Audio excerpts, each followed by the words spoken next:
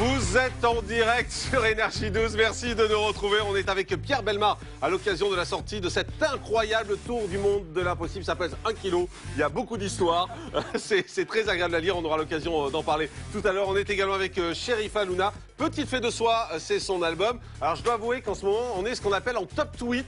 Vous savez, ça veut dire que voilà, ça fait partie des sujets dont on parle le plus cette émission. Et il paraît que c'est Louis Morin qui nous a mis en top tweet depuis qu'on sait qu'il fait du yoga nu. Donc si vous voulez parler avec Louis Morin, le hashtag Morandini. Et puis il a décidé de choisir une personne parmi tous ceux qui tweeteront ce soir avec qui il ira faire du yoga nu. Tout de suite, il est tout rouge le pauvre. Il est content, oui. Merci pour cette analyse. Il est là.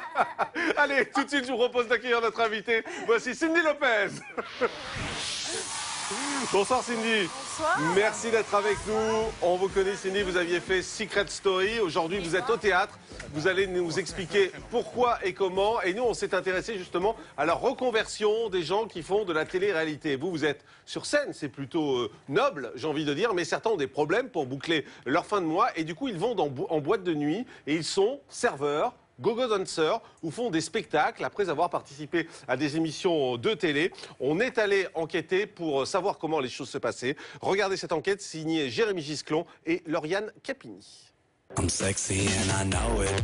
Alors que les émissions de télé-réalité se multiplient à un rythme impressionnant, il devient difficile pour les candidats de rester sous le feu des projecteurs. Nombreux sont ceux à vouloir gagner de l'argent grâce à leur image sans travailler. Le retour à la réalité est parfois difficile et certains se retrouvent sans emploi. Géco et Jarko, anciens participants de Secret Story, ont décidé de surfer sur leur notoriété afin de développer un business. Organisateurs de soirées depuis plusieurs mois, ils récupèrent les candidats à chaque fin d'émission. Profitant de leur popularité, ils boostent leur soirée et leur assurent un travail régulier en leur proposant de devenir serveur ou go-go dancer. C'est servi par la personne que tu es censé, entre guillemets, admirer à la télé. Normalement, ce soir, je serais payé 300 € plus VHR. C'est comme une mini-famille. Et si par mes soirées, j'arrive à leur faire gagner à chacun un fixe tous les hebdomadaires, moi, ça m'arrange. Enquête sur ces nouveaux employeurs de la télé-réalité.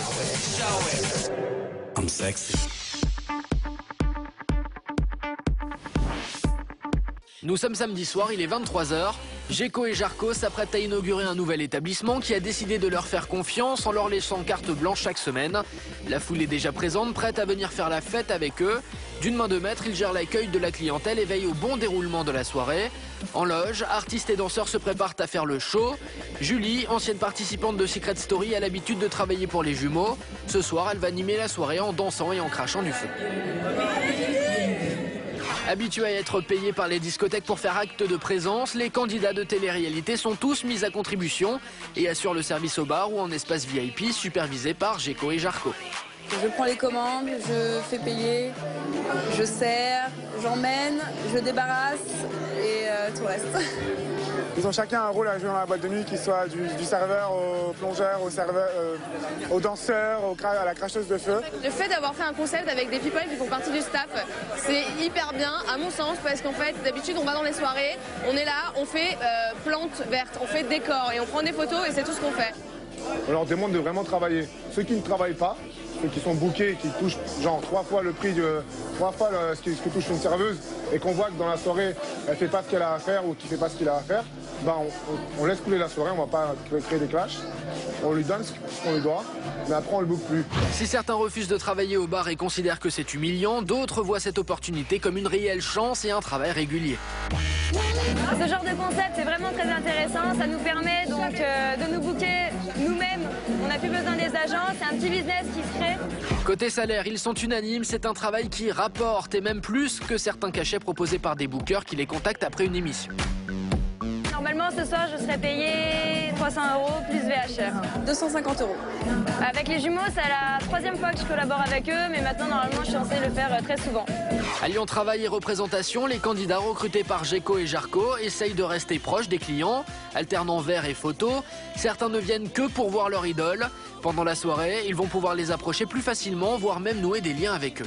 Les gens, quand ils nous voient derrière le bar, en fait, ils sont là, ah, c'est lui, c'est elle, voilà quoi, ils nous reconnaissent assez rapidement.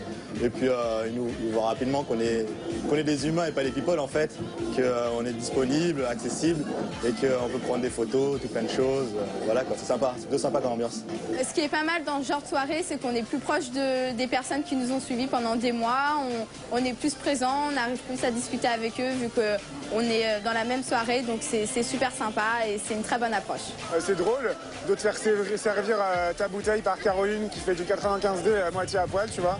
C'est drôle que Alex jongle avec Midou et qu'il te serve ton verre au bar, tu vois. Vu qu'on les avait à la télé aussi pendant quelques mois, on se sent plus ou moins proche, on a limite l'impression que c'est des amis. Et je pense que ça attire beaucoup plus de monde que dans d'autres soirées où il y a des serveurs non connus, entre guillemets. C'est très intéressant pour les filles qui sont prêtes dans les télé-réalités, etc. Ça leur permet de les rencontrer, de faire leur connaissance plus profondément que d'avoir à la télé comme ça enlève le côté superficiel et c'est bien. Se comportant comme de véritables chefs d'entreprise, les jumeaux analysent chacun des faits et gestes de leurs employés. Si le travail est négligé ou mal fait, ils n'hésitent pas à le leur faire savoir et à les remplacer. Marco, tu fais quoi tout à l'heure? Il y a certains ex-candidats télé-réalités qui, je pense, ont de la chance que les jumeaux les fassent travailler, puisqu'ils sont un peu incapables en fait. Aujourd'hui, la télé-réalité est ainsi devenue un véritable business qui profite à tout le monde. Géco et Jarcon ont compris le système et se placent comme des experts en la matière. Forts de leur expérience, ils conseillent et guident les candidats tout en leur permettant de rebondir. Alors, on vient d'offrir un voyage en terre inconnue pour Pierre Bellemare, qui a découvert tous ces gens. Vous n'en connaissez aucun, je suppose? Aucun, mais ce qui est triste, c'est qu'ils ont